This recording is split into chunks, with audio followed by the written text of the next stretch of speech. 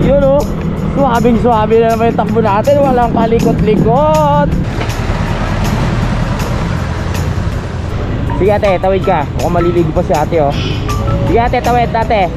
Okay, very good. Simulan ng magkulitan kasama si Nuit TV. Good morning mga kapanalig at welcome na naman sa panibagong vlog. Ngayong araw na ito, ipapayos ko lang ulit yung aking motor no, kasi nga nagkaroon ng problema dun sa pinaka manibela.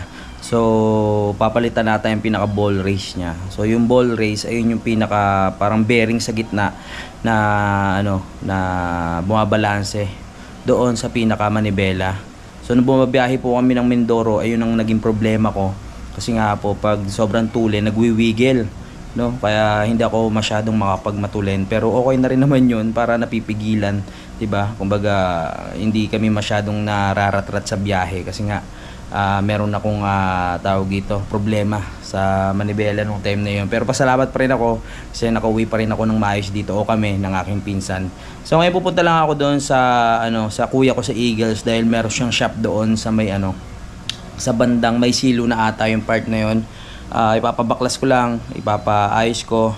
Tapos after noon, okay na. Tapos papalitan na natin yung pinakaupuan kasi nga puro kalmot na ng pusa, ang pangit na tignan. Papasetup lang natin maayos dahil bukas po ng umaga, plano ko nang bumalik sa Kalaka para maipagawa na yung mismong pintuan. Kailangan pa kasing mapalitadahan po, no, yung paligid ng mismong pinto para mas matibay daw bago ikabit yung mismong pintuan. Kasi nakakabit pa lang po doon hamba. Hindi pa pwede kabit yung mismong pinto kasi mabigat at malambot pa po yung pinakasemento. So kailangan mga 1 week daw bago ikabit.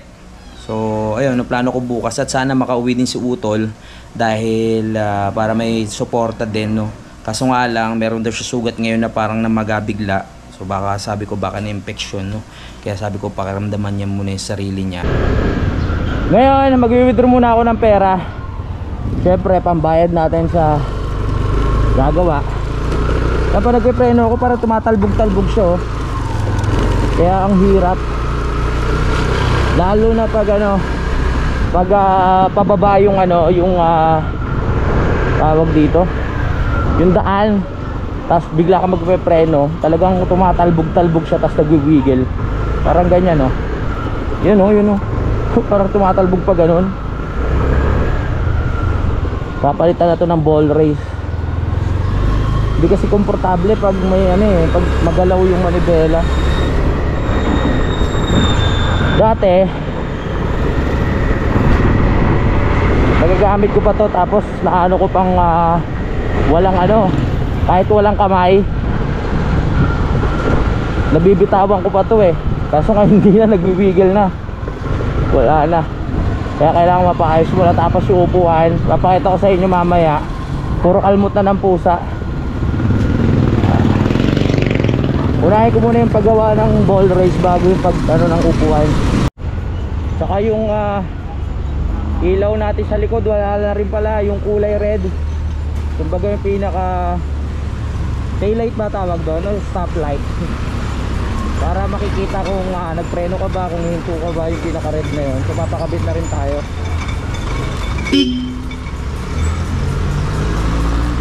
Pagkatuloy na natin kung ano mga problema, gawin na para isang bagsakan na lang.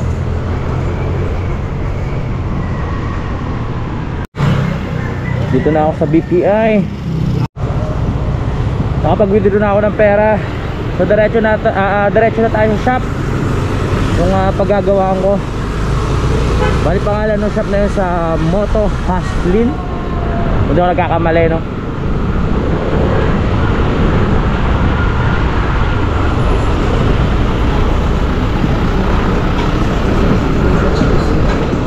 Yeah.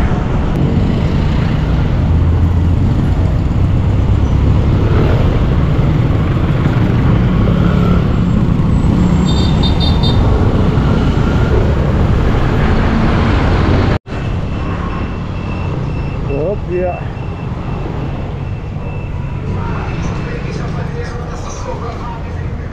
Dito na tayo sa Moto Haslin.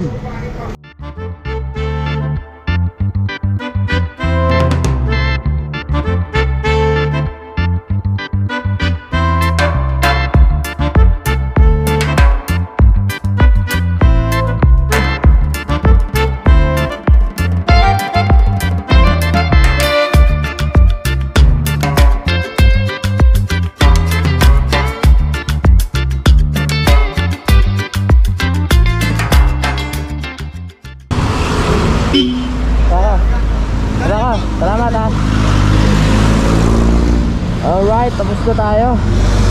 Nakakatuwa. Okay na. Woo! Ganda. Nakakapanibago. Bumalik sa dati. Ito yung namimiss ko eh.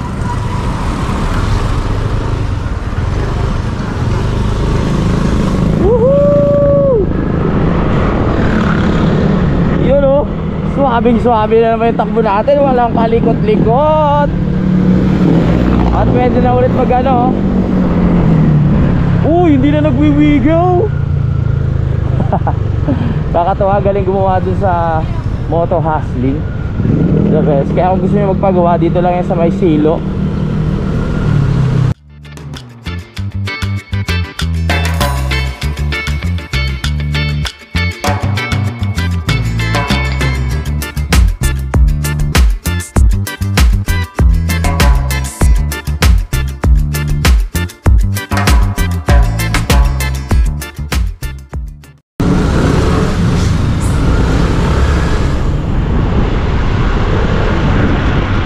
Tayo sa ano, yung lagi ko pinagpapalitan ng cover nitong upuan ko.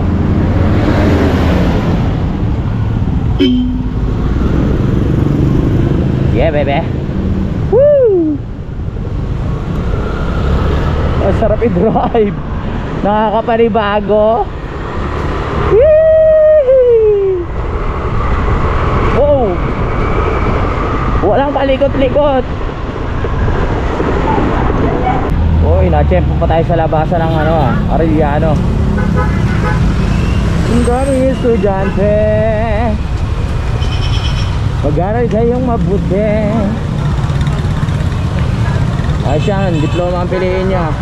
Pag puro diskarte. Stop.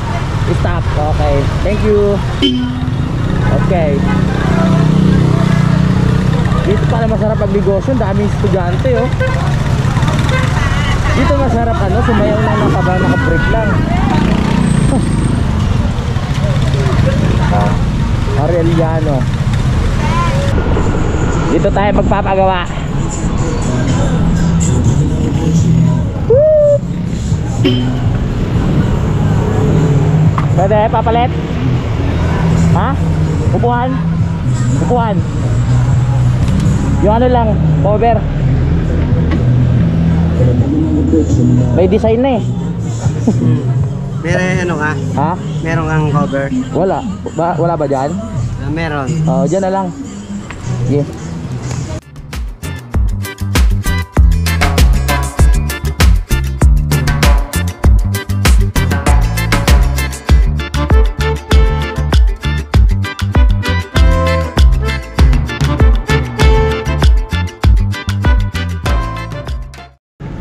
Tara ako, boss. Okay, ingat. Okay. Salamat ha. Okay, thank you din. Naubos na. Alright, so okay na. Makilis na ulit. Let's go.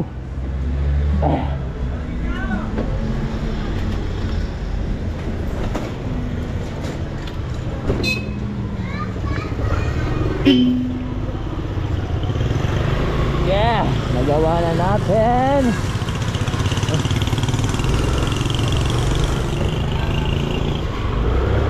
Woo! Makinis na. Tapos mamaya susunduin naman natin si Udang kasi okay na yung ating upuan. At nagpapasama siyang manood na sine bago ako bumalik ng Kalaka. Siyempre pagbibigyan natin yan hanggat nandito pa tayo sa feeling niya. Dahil pag tayo bumalik ng Kalaka, naku po, ang tagal na naman nating uwi dito. So ibigay natin lahat ng oras kay Butang para masulit niya naman, diba? Okay na. Makinis na ulit ang ating upuan. Kahit may mga gas-gas dun sa gilid, dahil nga nasemplang ako, okay lang yon. Okay pa naman, goods pa naman. Uwi na muna tayo, mainit.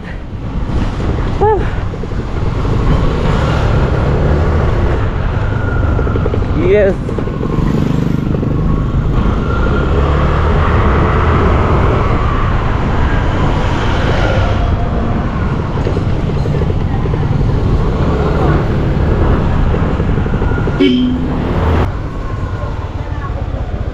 Pagkatapos kong umuwi, rekta na tayo sa pagsundo kay Budang. Sunduin muna natin siya, tapos manonood kami ng sine. Mga request ni Budang susundin natin. Hindi na ako nakapag-vlog nung sa bahay na dumating ako. Dahil ang ginawa ko kanina, nagpahinga na ako agad dahil sobrang init. Ang init sobra kanina. Kaya natulog na ako para ngayon meron akong energy at fresh ang aking utak, no? Sa pagsundo kay Budang. Ang sarap na talaga i-drive ng ating motor ngayon. Woo! Pero try ko muna magpagupit, mukhang maaga pa naman. Titignan ko kung maraming customer, pero pag wala, papagupit na naman ako. Dahil mahaba na naman yung panat ko, kailangan magupit na.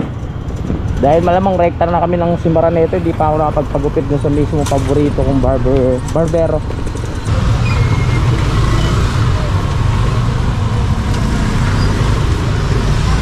Yun, nakalusot din sa traffic. My goodness. Puro eskwelahan kasi yun dito, kaliwat kanan, school. Pasensya na muna kayo sa content natin ngayon, ha. Dito ko lang kayo malilibot sa lugar namin. Nabotas, Malabon. Pero sa sunod, dadayo na naman tayo sa mga ibang lugar.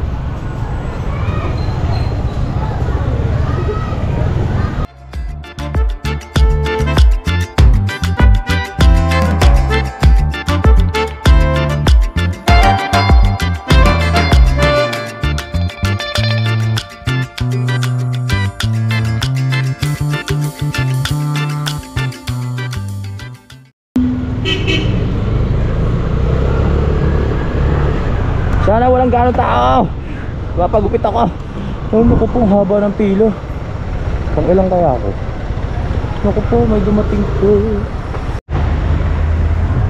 Hindi na pala pwede. Nagtatanong na si Budang kung nasaan na ako. Diretso na tayo. Bale sa SM North kami pupunta. Sobrang ganado ako magmotor ngayon dahil maganda na ang takbo.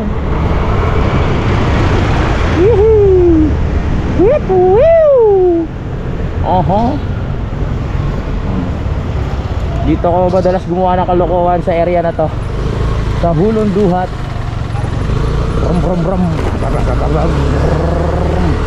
Boom. That's all. Salamat. Dili ko na tayo dito. Okay, Nay, sige, tawid ka na, Nay. Sige, ayaw niya. Ayaw niya. Ayaw niya eh. Paano gagawin? Dito tayo. Dito na tayo sa Arellano kung saan tayo dumaan kanina at daming estudyante. Ngayon, konti na lang estudyante dyan. Perfect. Dito tayo sa gilid. Whoop! Okay, tawid na. Sige, sige. Huwag ka mataranta, kuya. Diretso lang. Okay. Whoop, yeah. Woohoo! Napakadami naman sasakyan. Habang tumatagal, parami ang mga sasakyan eh. Sige ate, tawid ka. Mukhang maliligo pa si ate oh. Sige ate, tawid ate. Okay, very good. Baka na-istorbo natin yung paliligo niya. Mukhang maliligo lang si ate, tapos inutusan na bumili ng suka sa tindahan eh. Kaya kailangan makabalik agad siya.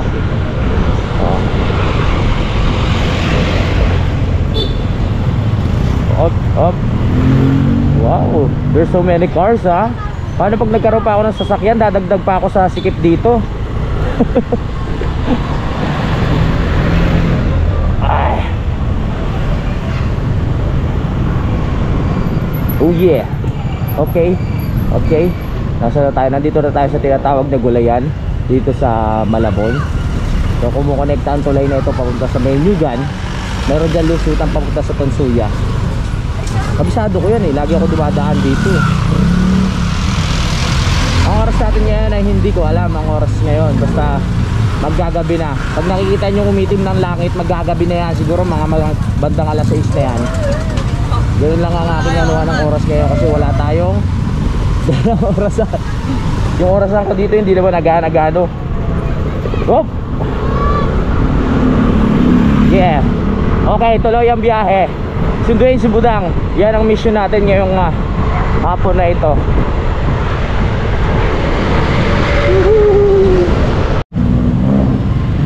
Hoy, ito na, monumento na tayo. Monumento.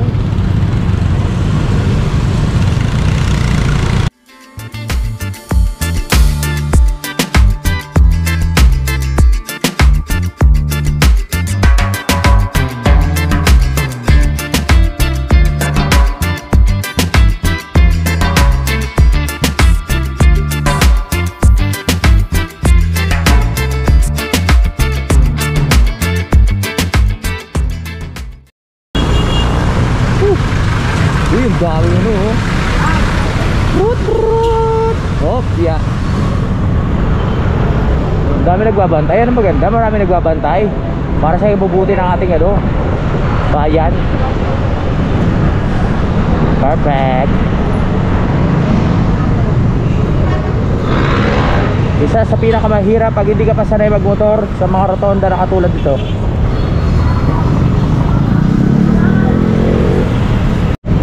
Yeah. Walter Bart. Oh, naipit na naipit. My goodness. Boom!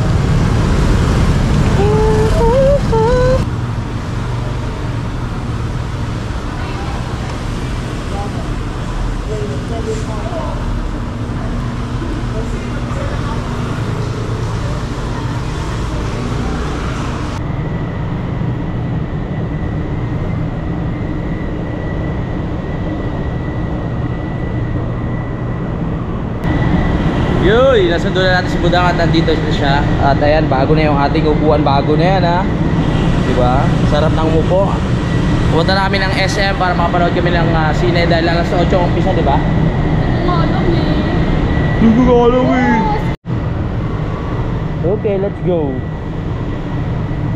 Hindi kaya traffic sa likod ng SM pag doon tayo. Hindi kaya traffic sa likod ng SM pag doon tayo dumaan.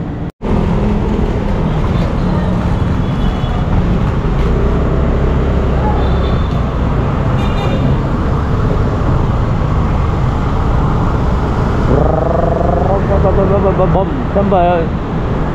Dito nga. May 100 ka dyan?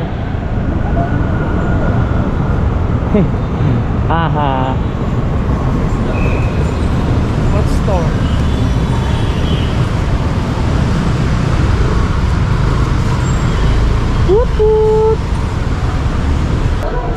Grilled chicken, tapos grilled salmon yung aming in order. Roasted yan. Roasted chicken na merong ano laing sa taas.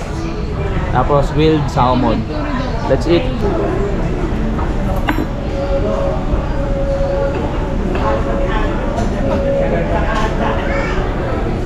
Mabawi ah.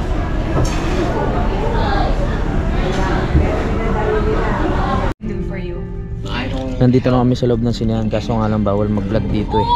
So mamaya ko na lang kayo update. Hindi mo naman pala kaya. Yun, tapos na kami kumain kaya nandito na kami no. Yan. I bought you this Thai food from Thai Street. Tapos na kami manood di Budang at ang ganda. Ano pinanood natin? Exuma.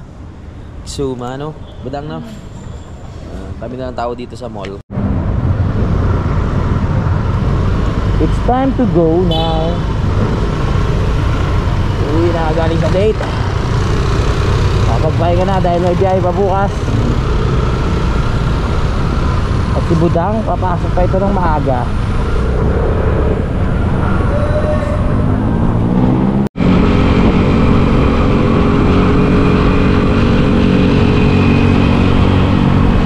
Ilaw.